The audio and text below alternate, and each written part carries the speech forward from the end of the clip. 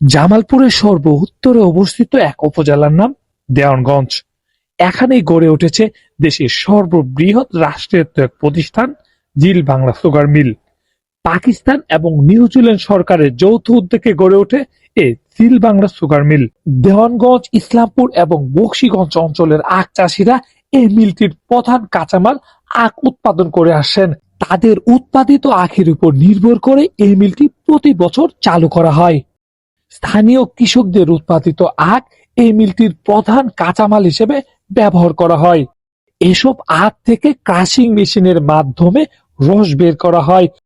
অপরিচ্ছন্ন ও পরিষ্কার রস পরিষ্কার এবং বিভিন্ন মেকানিজমের মাধ্যমে এই মিলটি থেকে উৎপাদিত হয় লাল চিনি, যা বাংলাদেশের বিভিন্ন বাজারগুলোতে বিক্রি করা হয়।